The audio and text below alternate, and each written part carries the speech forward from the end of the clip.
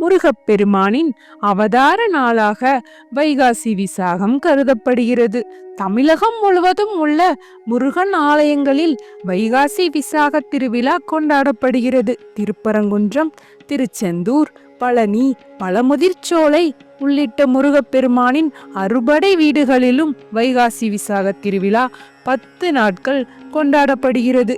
விசாக நட்சத்திரம் என்பது 6 நட்சத்திரங்களின் கூட்டமாகும். விசாக நட்சத்திரத்தில் பிறந்ததால் முருகனுக்கு விசாகன் என்றும் பெயர் உண்டு. வி என்றால் மயில் என்றும், சாகன் என்றால் பயணம் செய்பவர் என்றும், அதாவது மயில் மீது பயணம் செய்பவர் என பொருள் கூறப்படுகிறது.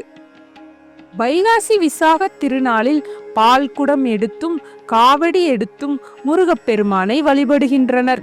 முருகன் மட்டுமில்லாது சிவன், அம்மன் வழிபாட்டையும் மக்கள் மேற்கொள்கிறார். இவ்வளவு சிறப்பு வாய்ந்த வைகாசி விசாகத்தில் நாமும் விரத முறையை பின்பற்றி வாழ்வின் உயர்ந்த நிலையை அடையலாம்.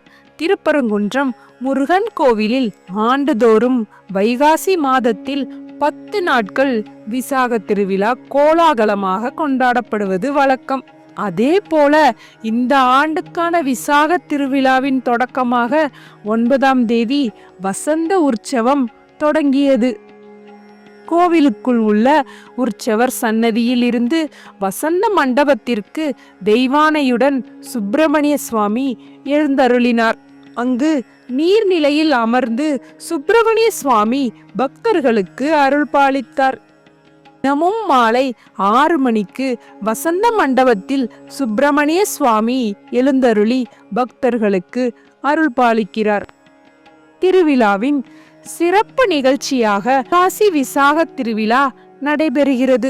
முருகப்பெருமானின் 2ஆம் படை வீடான திருச்செந்தூர் சுப்பிரமணிய சுவாமி கோவிலில் நடைபெறும் விசாக திருவிழாவை முன்னிட்டு சுவாமி ஜெயந்திநாதர் தங்க சப்பரத்தில் எழுந்தருளி வசந்த மண்டபத்தில் அருள் புரிவார்.